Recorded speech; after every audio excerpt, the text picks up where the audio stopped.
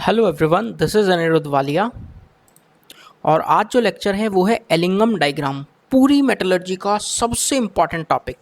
यूँ मान लेना ये टॉपिक सबसे ज़्यादा कॉन्सेप्चुअल और सबसे ज़्यादा इम्पॉर्टेंट है, तो इसको बहुत इत्मीनान से सुनना मेरी एक एक बात को। तो आज अपन स्टार्ट करने जा रहे हैं thermodynamics of reduction of metal oxides which is commonly known as Ellingham diagram. डरना मत, बहुत प्यारा टॉपिक है, बहुत इत्मीनान से समझाऊंगा और बहुत ही प्यार से आपको समझ में भी आएगा। It is delta G naught versus temperature diagram. It is delta G naught versus temperature diagram of formation of metal oxide. Delta G not versus temperature के बीच डायग्राम बनाते हैं for the formation of metal oxide पर mole of oxygen, एक मोल oxygen के corresponding पर mole of oxygen. बताता क्या है ये डायग्राम, मैं बताता हूँ आपको। It provides a sound basis. बहुत मज़ा आएगा आपको इस टॉपिक में, लिटरली बता रहा हूँ। Sound basis for considering choice of reducing agent for reduction of metal oxide. ये अपने को बताएगा कि कौन सी मेटल को यदि उसका रिडक्शन करना है तो कौन सा रिड्यूसिंग एजेंट यूज़ करें, कौन सा नहीं करें, क्या फ़ायदे हैं क्या नुकसान है, सब बता देगा ये। तो डरना नहीं, इत्मीनान से सुनते जाना। मान लो कोई भी एक मेटल ऑक्साइड है, मान लो मेटल सॉलिड है, ऑक्सीजन के साथ रिएक्शन कर कर मेटल का ऑक्साइड बना लिया। ऑक्सीजन किस में था? गैस में था। तो 2 मेटल का ऑक्साइड बना लिया MXO। एक्स मुझे नहीं पता तो मैं रिएक्शन को बैलेंस कर लेता हूँ 2XM, और ये सॉलिड फॉर्म में बन रहा है। थोड़ा सा थर्मोडायनेमिक्स का मैं इसमें सहारा लूँगा, ये मानते हुए कि बेसिक प्रिंसिपल्स आपको थर्मोडायनेमिक्स के थोड़े से क्लियर हैं। नहीं भी होंगे तो यहाँ पर रिवाइज भी हो जाएंगे। जैसे डेल्टा जी नॉट की बात करूँ, delta G naught Gibbs Helmholtz equation पता होगा, delta G naught equals to delta H naught minus T delta S naught. Clear? यहाँ पर डेल्टा एच नॉट और डेल्टा एस नॉट को मैं टेकन इंडिपेंडेंट, टेम्परेचर के कॉरस्पॉन्डिंग इंडिपेंडेंट ले रहा हूँ। टेकन इंडिपेंडेंट ऑफ, हालांकि टेम्परेचर डिपेंडेंट रहते हैं बट मैं यहाँ इंडिपेंडेंट ले रहा हूँ। Taken independent of temperature, that is taken constant. इतना नोट्स आप जितना मैं पढ़ा दूंगा ना, दुनिया जहान का कोई भी सवाल नहीं रुकेगा, गारंटी है मेरी, गारंटी। ओके सर, अब ध्यान से समझना, इस चीज़ को ध्यान से समझना। आप एलिंगम डायग्राम में करते क्या हैं? हम एलिंगम डायग्राम में कुछ नहीं करते, हम एलिंगम डायग्राम में delta G not versus temperature curve plot करते हैं। यानी delta G not versus temperature curve जब आप प्लॉट करते हैं तो क्या आपके मन में ऐसा ख्याल आता है? यही वो डायग्राम है, देखो स्क्रीन पे, घबराना मत, बहुत आसान है। ये देखो delta G not versus temperature curve आप बना रहे हैं। इसको समझने के लिए मैं पूरा डिटेल में आपको समझाऊंगा, वरना एक ही लाइन में समझा सकता था बट वो मुझे पसंद नहीं। कॉन्सेप्चुअल क्लैरिटी एक स्टूडेंट को देना बहुत ज़रूरी है। Delta G naught equals to delta H naught minus T delta S naught. ठीक है, वाई एक्सिस कौन है? Delta G naught. X axis कौन है? टेम्परेचर, ये एक्स एक्सिस है। इतना तो पता लग रहा है। क्या ये इक्वेशन ऐसी नहीं लगी? Y equals to M X plus C. M क्या होता है गणित के स्टूडेंटों? स्लोप होता है। सी क्या होता है? इंटरसेप्ट। तो इंटरसेप्ट देखो क्या है सर, इंटरसेप्ट देखो ये रहा भाई, Y equals to M X plus C ना, एम एक्स प्लस सी, तो सी क्या हो गया? Delta H not, delta H not. अब ध्यान से समझना, डेल्टा एच नॉट पॉजिटिव होगा या नेगेटिव? यदि आप कोई रिएक्शन में मेटल का ऑक्साइड को बना रहे हैं, देखो सब में मेटल ऑक्साइड बन रहा है, जिंक ऑक्साइड, कार्बन डाइऑक्साइड, ये Al2O3 MgO। अब सुनना ध्यान से, आप मेटल का ऑक्साइड बना रहे हैं तो एनर्जी रिलीज हुई होगी या एनर्जी देना पड़ा होगा? सर हमें क्या पता। सोचो, उल्टा सोचो आप। मान लो आपके पास मेटल का ऑक्साइड होता, आप उसको तोड़ रहे होते, मेटल के ऑक्साइड को आप तोड़ रहे होते मेटल और ऑक्सीजन के अंदर, तो आपको एनर्जी देना पड़ता, यानी डेल्टा एच क्या होता? पॉजिटिव, क्योंकि आप एनर्जी दे रहे हैं। तो उल्टा करेंगे, फॉर्मेशन होगी तो एनर्जी रिलीज करेंगे, एनर्जी रिलीज होगी तो डेल्टा एच नॉट क्या होगा? नेगेटिव। क्लियर? स्लोप देखो, slope of delta G not versus temperature, slope क्या आएगा इसका? सारी स्लोप, जनरली ये स्लोप्स देखो क्या है, पहले इक्वेशन से देखो, क्या माइनस डेल्टा एस नॉट है? माइनस डेल्टा एस नॉट, भाई माइनस ये रहा और डेल्टा एस नॉट ये रहा, ठीक है। अब इस पर्टिकुलर रिएक्शन के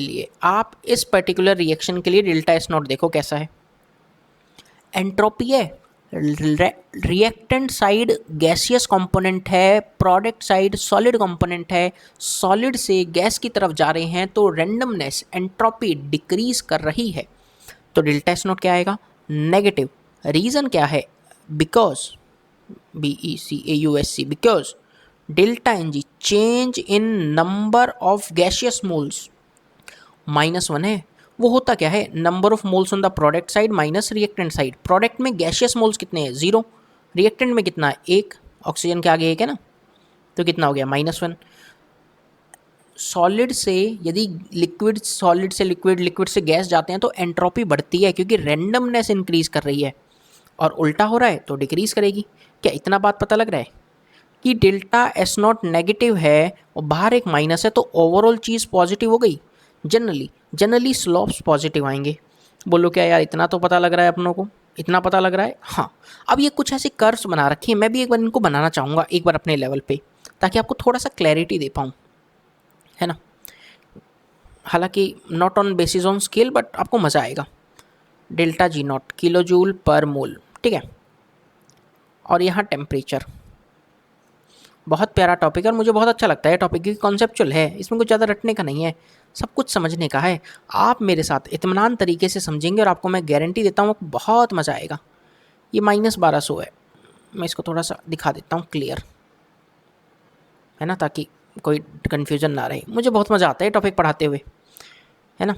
-1200 ये किलो जूल पर मोल में था डेल्टा जी नॉट, और थोड़ी सी वैल्यू लगा लेते हैं, -800 लगा लेते हैं, 400 का डिफरेंस है, -400 और एक पॉइंट आएगा जहाँ 0, ठीक है। अब मैं कुछ कर्व्स प्लॉट कर रहा हूँ, ध्यान से देखना, आप भी मेरे साथ करते रहना।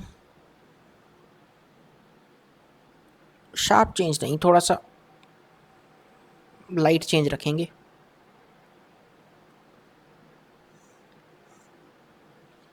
ऐसे ऐसे कर्व बनानी है बस आपको। ये डायग्राम एक ही बार में समझ में आ जाएगा जब ये पूरा लेक्चर एंड होगा, और फिर आप कहेंगे वाह वाह वाह सर मज़ा आ गया। मज़ा तो आना ही है यार, मज़ा आए ऐसा हो ही नहीं सकता, मज़ा ना आए, है ना। जगह का भाव, बट अब बस यहाँ पर समझ लें, आप समझ जाएंगे बस आप। ये जो यहाँ कन्वर्जन हो रहा है इसको बी पॉइंट बोल देता हूँ, अभी समझना, मैं समझाऊंगा सारी चीज़। ये बी पॉइंट जहाँ ये चेंज आ रहा है कर्व के अंदर, ये बी पॉइंट किस किस के लिए है थोड़ा सा लिख लेते हैं अपन। ये लेट से कैल्शियम ऑक्साइड का फॉर्मेशन है, ये लेट से मैग्नीशियम ऑक्साइड का फॉर्मेशन है, ये लेट से Al2O3 का फॉर्मेशन है एल्यूमिनियम ऑक्साइड का, let's say this is for titanium oxide, let's say this is for zinc oxide. Clear, इतना बात अपनों को पता लगा। टेम्परेचर भी लिख लेते हैं कुछ कुछ, लेट से 500 degree Celsius, 1000 degree Celsius, 1500 degree Celsius, 2000 degree Celsius. एक कर्व और बनाना चाहूँगा, दूसरे कलर से बना लेते हैं ताकि थोड़ा सा क्लैरिटी रहे, है ना। तो वो वाली कर्व भी कुछ हम इस टाइप से बना लेते हैं।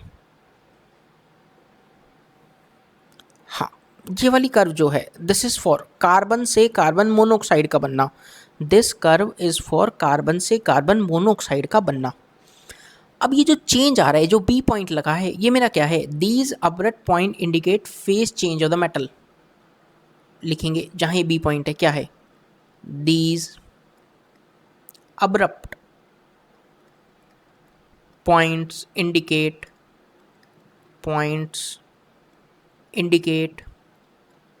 Face change of the metal. Metal का फेस चेंज ऑफ मेटल मतलब क्या है, अरे फेस चेंज का मतलब है, मान लो सॉलिड से लिक्विड चला गया, लिक्विड से गैस चला गया, हुआ क्या है सर, थोड़ा फील नहीं आ रहा, फील करो मेरे साथ। मान लो मैं कैल्शियम ऑक्साइड को थोड़ा सा एनालाइज करना चाह रहा हूँ, लेट से मैं कैल्शियम ऑक्साइड को थोड़ा सा जानना चाह रहा हूँ, जानते हैं, आप मेरे साथ फील करें। मान लो कैल्शियम, मैं रिएक्शन को बैलेंस कर लेता हूँ, 2 moles of gaseous plus O2 gas convert करवा रहे हैं कैल्शियम ऑक्साइड सॉलिड के अंदर। क्लियर, इस पर्टिकुलर रिएक्शन के लिए क्या डेल्टा Ng -3 लिख दूँ, क्या डेल्टा Ng -3 लिख दूँ। पहले क्या बोलना चाह रहा हूँ, मेरी बात समझना। बी पॉइंट के बाद की रिएक्शन है ये। पहले तो सर कैल्शियम तो सॉलिड में होता है, हाँ सॉलिड को पहले आप मेल्ट करेंगे, भाई सॉलिड है उसको मेल्ट करेंगे, मेल्टिंग तक कोई ज़्यादा चेंज नहीं आएगा, मेल्टिंग तक ज़्यादा कोई चेंज नहीं आएगा। और जब वो कैल्शियम गैशियस फॉर्म में आ गया तो अब्रप्ट चेंज आपको देखने को मिलेगा। देखो यहाँ तक के सारे चेंज लगभग सेम से हैं, इन सब का स्लोप पैरेलल है। ये सारी लाइंस बी पॉइंट जहाँ इंडिकेट कर रहा है फेज चेंज के बारे में तो लगभग सेम से थी, और एक अब्रप्ट चेंज आया यदि फिजिकल स्टेट चेंज हो गई है। भाई पहले आप टेम्परेचर देंगे, वो थोड़ा बहुत गर्म होगा, गर्म होने के बाद कोई मेटल क्या करेगा, पिघलेगा यानी मेल्ट होगा, मेल्ट के बाद वो गैसियस स्टेट में जाएगा, यही तो कार्यक्रम है। तो यहाँ वो अब्रप्ट चेंज ऑब्जर्व हो रहे हैं हर मेटल के कॉरस्पॉन्डिंग। क्लियर, ये मैंने पॉइंट्स आपको इंडिकेट करवा दिए। अब सर हमें क्या काम, मैं बताता हूँ, अभी रुको तो सर, ये सब धीरे धीरे पता लगेगा, माहौल बनेगा यार, ऐसे कैसे काम चलेगा, इतना हड़बड़ी करेंगे। तो ये जितनी भी लाइन्स हैं ना सारी पैरेलल हैं, तो आप इस चीज़ को दिखाएंगे यहाँ पर, ये जितनी भी लाइन्स हैं ना इसको मैं यहाँ लिख रहा हूँ, यहाँ नीचे लिख देता हूँ, स्लोप्स आर नियरली सेम। कब तक स्लोप्स कब तक सेम है, एक बात बताओ, below there boiling point of metal के बॉइलिंग पॉइंट के बिलो तक स्लोप सेम है, उसके बाद तो अब्रप्ट चेंज आ गया, सबके स्लोप बदल गई। यानी बी क्या है, बॉइलिंग पॉइंट इंडिकेट कर रहे हैं, यहाँ पर मेटल बॉयल होना स्टार्ट हो गया होगा। उससे पहले क्या है, मेल्ट हो रहा है, उससे पहले क्या हो रहा है, वो सिर्फ मेल्ट हो रहा है। क्लियर है। अब सर कोई कहेगा कि सर सारी लाइन तो ऐसे नीचे से ऊपर गई हैं, लाल वाली लाइन में कार्बन से कार्बन मोनोऑक्साइड वाली लाइन में आपने अलग से क्यों दिखाया। आइए अब इसके बारे में थोड़ी सी चर्चा कर लेते हैं। मान लो कार्बन सॉलिड ऑक्सीजन के साथ मिलकर क्या बना लेगा, कार्बन मोनोऑक्साइड। मैं रिएक्शन को बैलेंस कर लेता हूँ, 2 है तो 2 कर दिया, 2 है तो 2 कर दिया। O2 किस में था, गैस में था, CO किस में, गैस में, O2 किस में, गैस में। अच्छा इस रिएक्शन के लिए डेल्टा Ng कितना है बे, इस रिएक्शन के लिए delta Ng sir number of moles on the product side minus reactant side, सिर्फ गैशियस वाले ये gaseous. Sir carbon monoxide gaseous state में 2 मोल है, माइनस ऑक्सीजन गैशियस स्टेट में 1 मोल है, 1। डेल्टा Ng पॉजिटिव, सोचो डेल्टा Ng यदि पॉजिटिव होगा तो स्लोप कैसा होगा भाई, नेगेटिव होगा, इसलिए लाइन ऊपर से नीचे आ रहा है। क्या फील आया इतना सारा बात का। थोड़ा सा हम आगे चल रहे हैं माहौल बनाते हुए। और एक छोटी सी बात कि मैं लिखता हूँ, पहले क्वेश्चन लिखता हूँ। आपके मन में जो बात अभी आ रही होगी ना, जैसे जो बातें ऑफलाइन में स्टूडेंट पूछते हैं मुझसे, वो सारी बातें मैं यहाँ लेक्चर्स में आपके साथ पूछ लूँगा, ताकि आपके मन में जो इस समय सवाल उत्पन्न हो रहे होंगे उनका जवाब मैं पहले ही दे दूँ। Why can not we get the metal by strong heating of metal oxide. कोई स्टूडेंट कहेगा सर आपको मेटल ऑब्टेन करनी है ना, आपने मेटल ऑक्साइड तो बना लिया, उसको दे temperature heating the metal oxide, उसको इतना टेम्परेचर दे दो कि वो मेटल ऑक्साइड से ऑक्सीजन बाहर हो जाए और मेटल मिल जाए। आपके मन में यही सवाल आ रहा होगा ना कि सर ये क्या जरूरत है इस डायग्राम की, क्या जरूरत है दूसरे रिड्यूसिंग एजेंट्स के यूज करने की। आप खुले में उस टेम्परेचर को, आप खुले में एक टेम्परेचर बढ़ाइए, मेटल ऑक्साइड को खूब सारा टेम्परेचर दीजिए और आप मेटल ऑब्टेन कर लेंगे। क्या जरूरत है फिर इसकी। सोचते हैं भाई, आपकी बात एकदम सही है, आप सोच सकते हैं, सोचने का अधिकार है। मान लो मेटल ऑक्साइड था, वही रिएक्शन मैं उल्टा लिख रहा हूँ। मेटल ऑक्साइड को आप हीट कर रहे हैं, ठैंग ठैंग ठैंग, ये हीट का साइन है। आपने मेटल ऑक्साइड को हीट किया और आपकी मेटल मिल गई और ऑक्सीजन मिल गया गैसियस फॉर्म में। ठीक है। सोचो डेल्टा G नॉट क्या होता है, सर हमें पता है delta H not minus T delta S not. अच्छा बताओ डेल्टा H नॉट क्या होगा। सर आप मेटल के ऑक्साइड को हीट कर रहे हैं, यानी आप टेम्परेचर दिया होगा तो ये पॉजिटिव होगा। एंट्रोपी के बारे में क्या ख्याल है, एंट्रोपी सर ये सॉलिड था, यहाँ देखो गैशियस वाला आ रहा है, यानी एंट्रोपी बढ़ गई, पॉजिटिव फॉर दिस रिएक्शन। हम सिर्फ इस रिएक्शन की बात कर रहे हैं, मेटल ऑक्साइड को टेम्परेचर देकर मैं तोड़ने की बात कर रहा हूँ।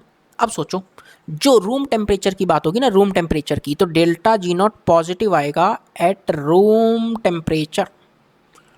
As per the data delta G naught क्या आएगा, पॉजिटिव आएगा। अच्छा आपको एक बात पता है, थोड़ा सा मैं आपकी थर्मोडायनेमिक्स का सहारा लूँगा। यदि डेल्टा G नॉट क्या आता है, पॉजिटिव आता है, तो रिएक्शन अच्छी होना चाहिए नहीं होना चाहिए।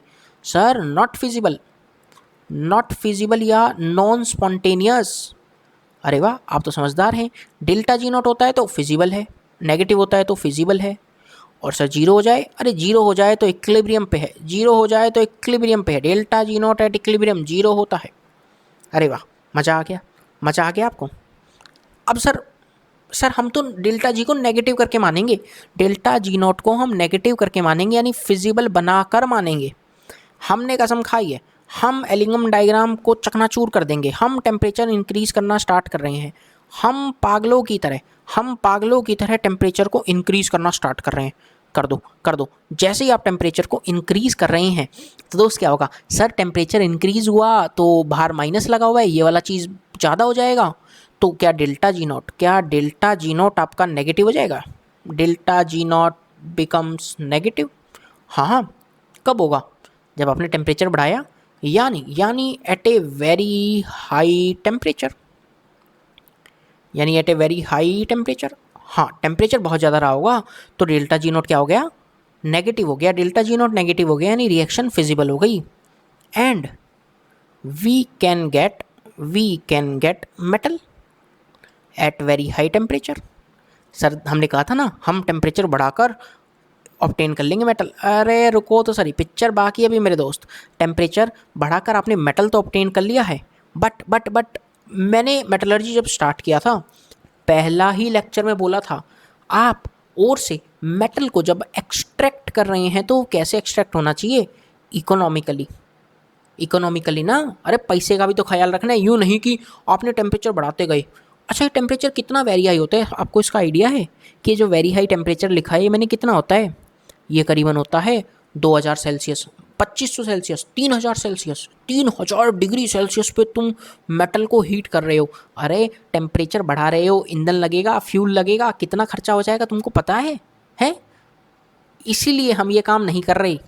क्यों? अच्छा सर इकोनॉमिकली नहीं है, नहीं। अब तुम पागलों की तरह इतना सारा टेम्परेचर लगा लगा के मेटल ऑब्टेन कर लिए, खर्चा कर दिया तुमने इतना सारा, और मेटल मिली 5 ग्राम, क्या फ़ायदा बे? तो this process is not, it is highly uneconomical, it is highly uneconomical. अरे हाँ सर, जब भी हम सोचे हमारे दिमाग में तो बहुत खतरनाक आता है idea. So this is not recommended, this is not recommended. अब हम समझे, क्लियर है? तो फिर क्या फ़ायदा? अब सुनो, रेदर, अब लिखेंगे rather it is recommended, it is recommended to use external reducing agent. हम कोई एक दूसरा बाहर से एक्सटर्नल रिड्यूसिंग एजेंट यूज़ कर लेंगे जो मेटल को रिड्यूस करवा दे, मेटल का ऑक्साइड को रिड्यूस करवा कर मेटल दे दे। Rather it is recommended to use external reducing agent like, क्या क्या यूज़ कर सकते हैं? कार्बन यूज़ कर सकते हैं, हाइड्रोजन यूज़ कर सकते हैं, एल्यूमिनियम यूज़ कर सकते हैं, मैग्नीशियम यूज़ कर सकते हैं, etcetera, for getting metal economically, metal economically. Sir कैसे करेंगे अब ये तो बता दो। अरे बता रहा हूँ यार, सब्र का फल मीठा होता है। अभी आपको देखना 2 ही मिनट में आनंद आ जाएगा। मान लो हम एक एग्जांपल लेते हैं, अब हम एक एग्जांपल लेते हैं। मान लो मेटल का ऑक्साइड है सॉलिड फॉर्म में, 2 मोल्स लिए, मेटल के ऑक्साइड को हीट किया और मैंने क्या ऑब्टेन कर लिया? मेटल सॉलिड फॉर्म में ऑब्टेन कर लिया प्लस ऑक्सीजन गैस बाहर। मान लो इसका डेल्टा जी नॉट जो आप करना चाह रहे थे, जो ये रिएक्शन है ना जिसका डेल्टा जी नॉट पॉजिटिव था, तो मान लो कि यार हम इसका पॉजिटिव मान लेते हैं, delta G one not positive. Data ले लेता हूँ ताकि आपको थोड़ा सा मज़ा आए। एग्जाम्पल लेट से it is 500 kilo joule per mole plus 500 kilo joule per mole, ठीक है। अब आपने क्या किया, दूसरा कोई मेटल आप यूज़ कर रहे हैं। Let say you are using a metal M dash solid form में, आपने इसका ऑक्सीजन के साथ रिएक्शन करवाया, बैलेंस कर लेते हैं और क्या ऑब्टेन कर लिया? 2 टाइम्स ऑफ मेटल ऑक्साइड, ठीक है।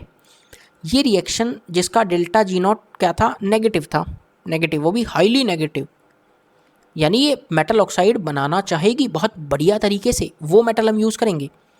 लेट्स से एग्जाम्पल के तौर पे डाटा ले लेते हैं, मान लो -1000 किलो जूल पर मोल। आप सोचो ये रिएक्शन अभी भी रूम टेम्परेचर पे, हमने इसके साथ कोई छेड़छाड़ नहीं की। रूम टेम्परेचर पे ये कंपाउंड टूटना नहीं चाह रहा था, मेटल ऑक्साइड डिकम्पोज नहीं होना चाह रहा था। दूसरा कंपाउंड बनाना चाह रहा था। अब हम दोनों ही रिएक्शन को बातों ही बातों में जोड़ देते हैं। मान लो मैंने दोनों रिएक्शंस को जोड़ दिया, होगा क्या? ऑक्सीजन से ऑक्सीजन कैंसिल आउट हो जाएगा। क्या मिलेगा आपको कंपाउंड? कुछ ऐसा, 2 moles of metal oxide solid form में plus 2 moles of metal M dash will give you 2 metal solid plus 2 times of M dash O. M dash O solid लिखना था मुझे, M dash O solid, M dash O solid. अब सोचें, आप जब दो reactions को जोड़ रहे हैं तो डेल्टा जी कितना होगा? इस रिएक्शन के लिए डेल्टा जी कितना होगा? हेस लॉ लगाएंगे, क्या लिखेंगे? 500 प्लस माइनस 1000। दोनों रिएक्शंस को जोड़ दिया, क्या माइनस 500 किलो जूल पर मोल आता है आंसर? अरे वाह! आप खुद सोचें, जब आपने इस रिएक्शन को, ऊपर वाली रिएक्शन को तोड़कर मेटल ऑब्टेन करना चाहा, कोई टेम्परेचर आपने ज़्यादा नहीं बढ़ाया, रूम टेम्परेचर पर ही रिएक्शन हो गई है। और ये रिएक्शन कैसी है? स्पॉन्टेनियस। ये रिएक्शन कैसी है? स्पॉन्टेनियस। यानी हम एक सूटेबल रिड्यूसिंग एजेंट यूज़ करेंगे और रिएक्शन से मेटल ऑक्साइड से मेटल को ऑब्टेन कर लेंगे बिना कोई फर्जी टेम्परेचर बढ़ाए। क्या फील कर पाए इस चीज़ को? नोट करके लिखते हैं इस बात को, पहले नोट करके लिखो। ए नॉन स्पॉन्टेनियस मतलब जिसका डेल्टा जी नॉट पॉजिटिव था, not feasible, non spontaneous reaction can be made spontaneous. इसको अपन स्पॉन्टेनियस बना सकते हैं, can be made spontaneous if clubbed with, यदि उस किसके साथ क्लब करें? If club with highly spontaneous reaction. Highly spontaneous reaction, spontaneous मतलब जिसका डेल्टा जी नॉट पॉजिटिव है, सॉरी नेगेटिव है, highly negative. This is the reason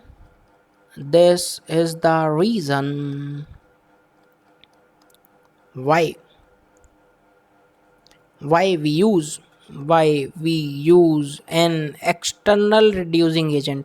अब पता लगा एक्सटर्नल रिड्यूसिंग एजेंट का काम क्या है? उस मेटल से ऑक्साइड से मेटल को ऑब्टेन कर लेना। अरे हाँ सर, समझ गई। अरे रिड्यूसिंग एजेंट का तो काम ही यही है कि ऑक्साइड को पकड़ना, सिंपली क्या करना? मेटल ऑक्साइड से उसको रिड्यूस करके मेटल में ला देना यार। अब देखो, मैं आपको बहुत मज़ेदार चीज़ बता रहा हूँ, बहुत मज़ेदार। अब मज़ा आएगा आपको, थोड़ा सा मज़ा आ जाएगा। एक एग्जांपल से समझते हैं इस चीज़ को। मान लो मैंने एक रिएक्शन करा, वही delta G not versus temperature curve मैंने प्लॉट करा। यही डाटा वही है किलो जूल पर मोल में।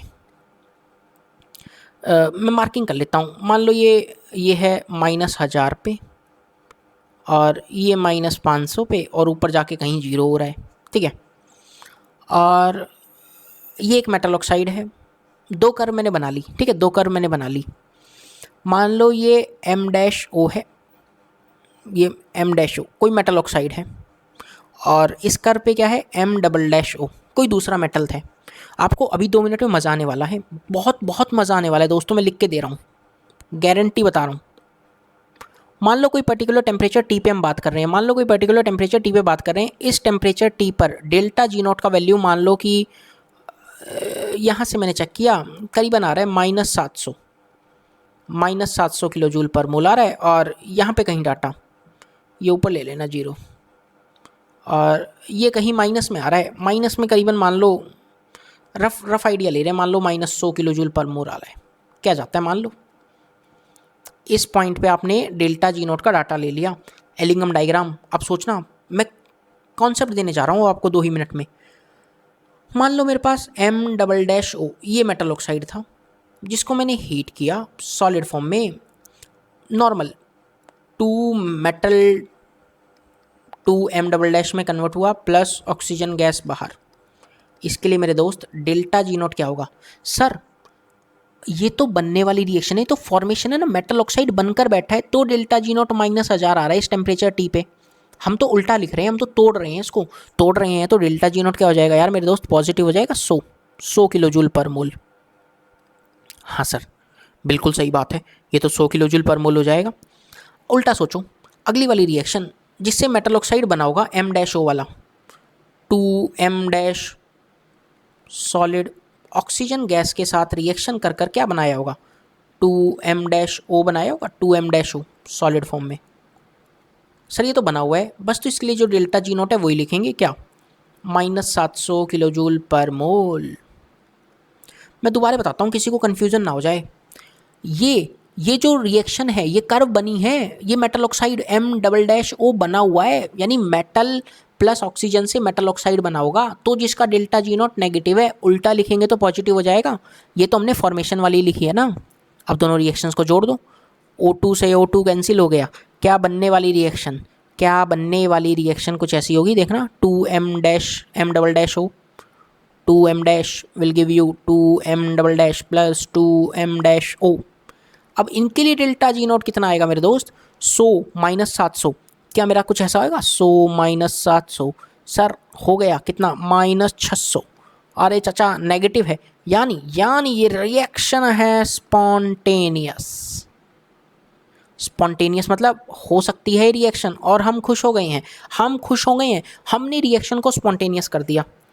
जुगाड़ बता दूं, वालिया को जुगाड़ बता दूं, very very very important point अब जो लिखवाने जा रहा हूँ। यार एक बात बताना, जो मेटल कौन रिड्यूस हुआ है, सर ये M डबल डैश O, ये रिड्यूस हो गया ना आसानी से, किसकी हेल्प से, M डैश की हेल्प से। तो यार जो मेटल नीचे लाई कर रहा है, जो मेटल ऑक्साइड नीचे लाई कर रही है, वो ऊपर वाले को रिड्यूस करवा सकती है।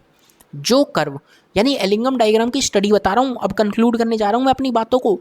जो कर्व नीचे है वो ऊपर वाली कर्व को रिड्यूस कर देगी।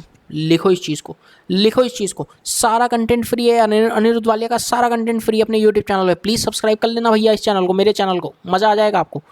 वेरी वेरी इंपॉर्टेंट, सबसे इंपॉर्टेंट बात, पूरे मेटलर्जी की जान है ये लाइन, सुंदर सुंदर अक्षरों में लिखना।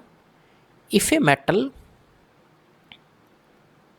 M dash lies below the metal M double dash in Allingham diagram, then metal M dash is capable of reducing oxide of metal M double dash, but important, but reverse will not happen, उल्टा नहीं होगा कि sir नीचे वाली curve ऊपर वाली curve को reduce कर सकती है, बट ऊपर वाली नीचे वाले को नहीं कर सकता यार। अरे खुद सोचो, मान लो, सर याद कैसे रखें सर, याद भूल जाएंगे हम। मान लो यार तुम ऐसे कॉलेज में जाओगे ना, कॉलेज में ऐसे बंकर बेड होते हैं, मतलब एक बेड के ऊपर एक बेड, ठीक है, ये हमने पाया लगा दिया। मान लो इधर एक बंदा सो रहा है, टिंग टिंग टिंग, ये बंदा भी सो रहा है, टिंग टिंग टिंग। जुगाड़ है, याद रखना वालिया का, वो भी स्पेशल आपके लिए। नीचे वाला बंदा बेड में ऐसे डंडे से इसको छेड़छाड़ कर सकता है, इसके साथ छेड़छाड़ कर सकता है, हाँ। क्या ऊपर वाला डंडे से नीचे वाले को करेगा? नहीं सर, नीचे वाले की तो खुजली रहेगी जो ऊपर वाले को छेड़ेगा। तो बस यही काम है कि जो कर्व नीचे है वो ऊपर वाली कर्व को रिड्यूस कर देगी, बट नीचे वाली नहीं कर पाएगी। नीचे जो है वो ऊपर वाली को कर देगी, बट ऊपर वाला नीचे वाले को रिड्यूस नहीं कर सकता। वही चीज़ हमने लिखी है, सोच कर देख लो। M-O ने किसको रिड्यूस कर दिया? मेटल की इस ऑक्साइड को। क्या आप मेरी बात समझ पा रहे हैं? यार उम्मीद कर रहा हूँ मज़ा आ रहा होगा, बता दीजिए यार। सर इतने में तो मज़ा आ गया। अब हम बिल्कुल स्टार्टिंग में चलते हैं अपने प्यारे से एलिंगम डायग्राम पे। ये रहा, मान लो ये कर्व है, ठीक है। मैं एक पर्टिकुलर टेम्परेचर की बात कर रहा हूँ, मान लो इस टेम्परेचर की बात कर रहा हूँ। तो सर मैग्नीशियम ऑक्साइड एल्यूमिनियम को क्या कर देगा? रिड्यूस कर देगा। Magnesium oxide is a good reducing agent for all. Aluminium भी रिड्यूस हो जाएगा, जिंक भी, सब हो जाएगा। बट ऐसा सोचो, एल्यूमिनियम जिंक को तो रिड्यूस कर सकता है, क्या वो मैग्नीशियम को रिड्यूस कर पाएगा? नहीं, क्योंकि एल्यूमिनियम का ऑक्साइड जिंक ऑक्साइड वाले के लिए तो क्या है? नीचे है, बट मैग्नीशियम वाले के लिए ऊपर है। पता लग गया क्या? हाँ सर, मज़ा आ गया। अब इस चीज़ को हम थोड़ा सा आगे एक और बात में लिखते हैं। यार मज़ा आ रहा होगा यार, अब तो ऐसा मत बोल देना कि मज़ा नहीं आ रहा। एक और इम्पॉर्टेंट बात नोट करके लिखेंगे, carbon is an inexpensive, carbon बहुत सस्ता रिड्यूसिंग एजेंट है यार, inexpensive reducing agent, inexpensive reducing agent, useful for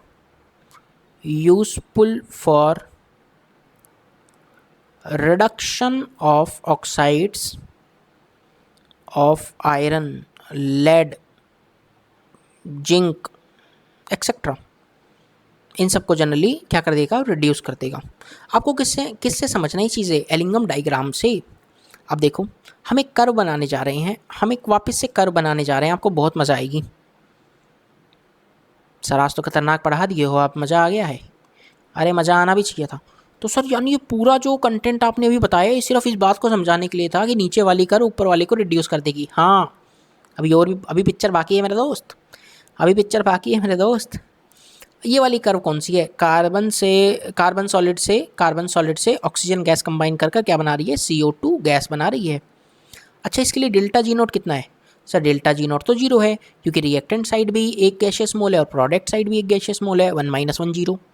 अरे वाह समझदार हो गए हैं आप तो, मज़ा आएगा। ये कर्व स्ट्रेट है ना। ये क्या है, ये वाली कर्व किसके लिए मैं बताता हूँ, 2 कार्बन सॉलिड कंबाइन कर रहा है ऑक्सीजन गैस के साथ और फॉर्म कर रहा है कार्बन मोनोऑक्साइड गैस। क्लियर। एक और कर्व दूसरे कलर से बनाएंगे, लाल से बना देते हैं, लाल से। अरे वाह यार मज़ा आ गया, स्ट्रेट लाइन मैंने बना दी यार, मज़ा आ गया। ये वाली कर्व देखना, रेड वाली, 2 moles of carbon monoxide gas combine कर रही है ऑक्सीजन गैस के साथ और फॉर्म क्या कर रही है, 2 मोल्स ऑफ CO2 गैस। 3 अलग अलग कलर, 3 अलग अलग कर्व मैंने बनाई हैं। अब समझना मेरी बात, अब मेरी बात समझना मेरे दोस्त। मान लो ये टेम्परेचर T है, अब अलग ही कलर लेते हैं ताकि फील आ जाए। 1 मिनट में आप उछल उछल के आंसर करेंगे, नहीं करेंगे तो हम पढ़ाना छोड़ देंगे, बता रहे हैं, हमारी गारंटी है, हम करेंगे उछल उछल के।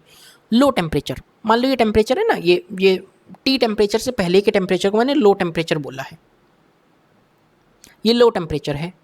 तो क्या लो टेम्परेचर में कार्बन मोनोऑक्साइड, क्योंकि कार्बन मोनोऑक्साइड है ना, क्या रिड्यूसिंग एजेंट है एक, अच्छा बताओ।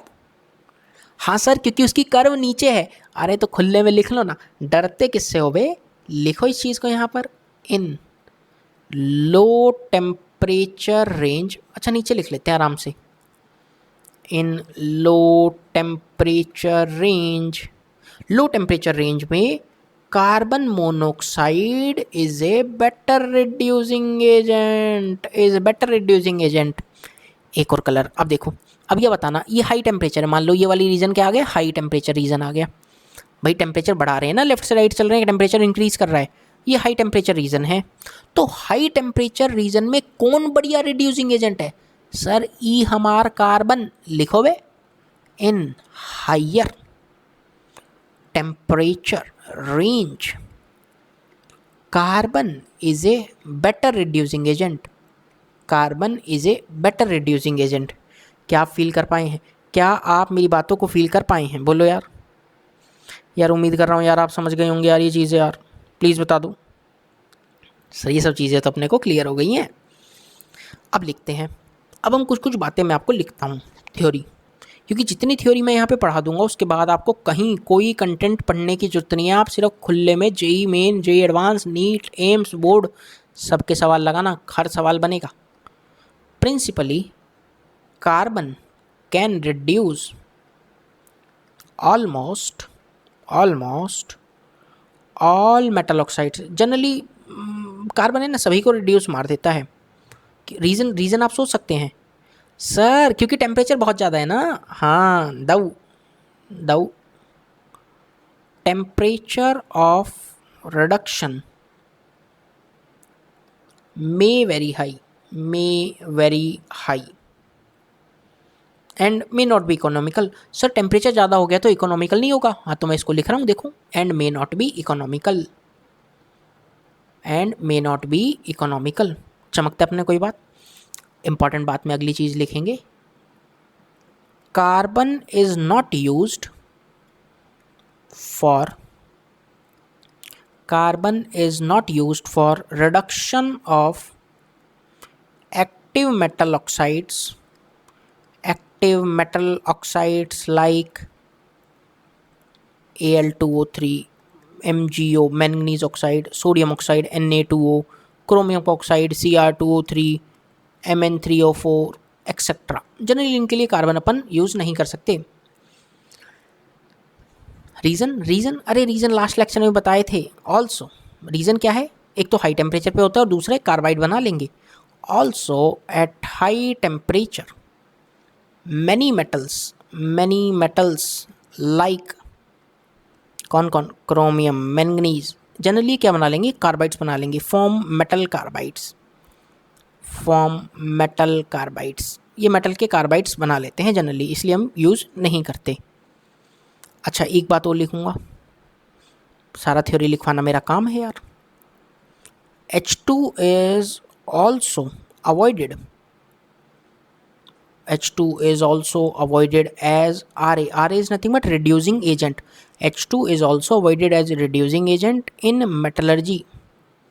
सोच सकते हो भाई क्यों? सर बताता हूँ, लिखो as it can form metal hydrides at elevated temperatures, यानी इंक्रीज्ड टेम्परेचर में मेटल के हाइड्राइड बना लेगा।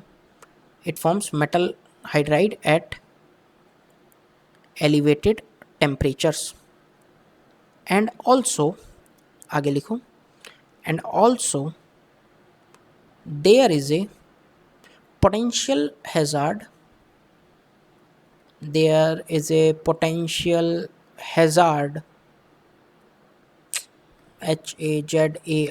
hazard of explosion।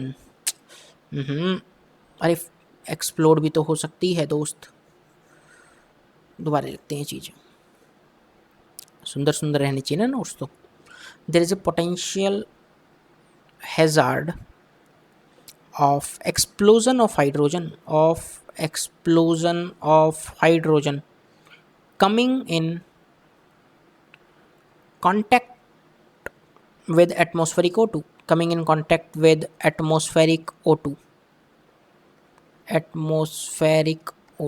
यदि कंबाइन होकर ये मतलब क्या कर सकते हैं, एक्सप्लोड हो सकती है, इसलिए हाइड्रोजन भी अपन अवॉइड करते हैं और हाई टेम्परेचर पे वो हाइड्राइड्स भी बना लेते हैं।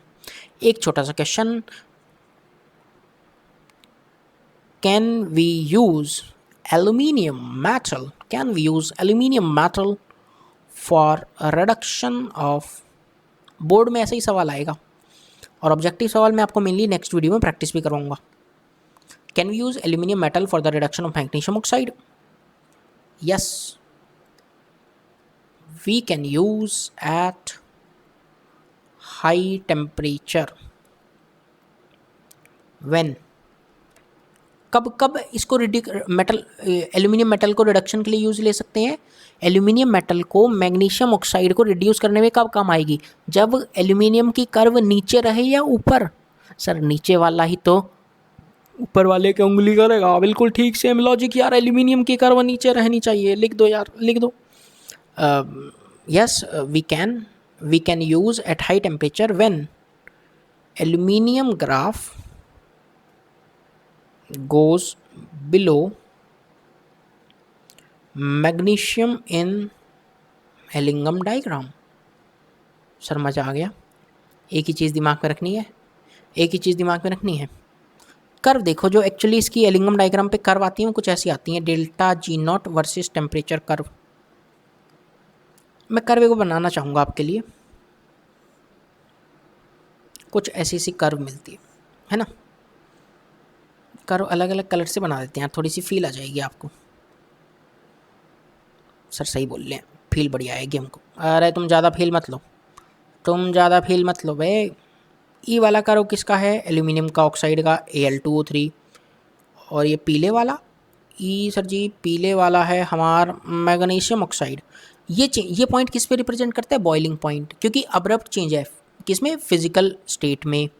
मान लो T टेम्परेचर है, मान लो कोई टी टेम्परेचर है, टी टेम्परेचर के बाद, भाई टी टेम्परेचर से पहले तो मैग्नीशियम ऑक्साइड रिड्यूस कर देगा Al2O3 को, बट टी टेम्परेचर के बाद क्योंकि एल्यूमिनियम की कर्व नीचे है, इस टेम्परेचर रीजन के अंदर at temperature greater than T aluminium can reduce magnesium oxide. T temperature के नीचे एल्यूमिनियम मैग्नीशियम ऑक्साइड को रिड्यूस कर सकती है दोस्त, बट टी टेम्परेचर से पहले तो मैग्नीशियम वाली कर्व नीचे है तो वो रिड्यूस कर देगी, इसलिए हमने लिखा एट हाई टेम्परेचर। क्लियर है? तो that is all about regarding Ellingham diagram from my side. So thanks for watching the entire session. Lecture number 8 में मैं आपको अब एलिंगम डायग्राम पे प्रीवियस ईयर्स में IIT, JEE Main, NEET, AIIMS, हर जगह जहाँ जहाँ जैसे जैसे सवाल आए हैं उनकी प्रैक्टिस करवाता हूँ, ताकि आपको एक फील आए कि सवाल कैसे कैसे पूछे जाते हैं पेपर्स के अंदर। और ये एलिंगम डायग्राम वाला टॉपिक तो एकदम क्लियर हो गया ना यार। पूरा समराइज़ करूँ तो एक ही बात दिमाग में रखनी है कि नीचे वाली कर्व ऊपर वाली को रिड्यूस कर देगी, नीचे वाली कर्व ऊपर वाले को रिड्यूस कर देगी। भैया ऊपर वाला नीचे वाले को नहीं कर सकता यार, ऊपर वाला नीचे वाले को नहीं रिड्यूस कर पाएगा। बोलो कि अपने को इतना बात क्लियर हो गया है। तो इसी के साथ अपन अगली वीडियो में मिलेंगे, कुछ और बेहतरीन टॉपिक्स की बात कर रहे होंगे। साथ बने रहें, वीडियो लेक्चर्स को देखते रहें। This is your all time favourite Aniruddh Walia. लगभग पूरी फिजिकल केमिस्ट्री में पढ़ा चुका हूँ, ऑर्गेनिक साइड चल रही हैं। प्लीज़ आप लेक्चर्स को देखें, वीडियो के डिस्क्रिप्शन में सारे लिंक्स अवेलेबल हैं। Till then stay safe, bye bye, take care.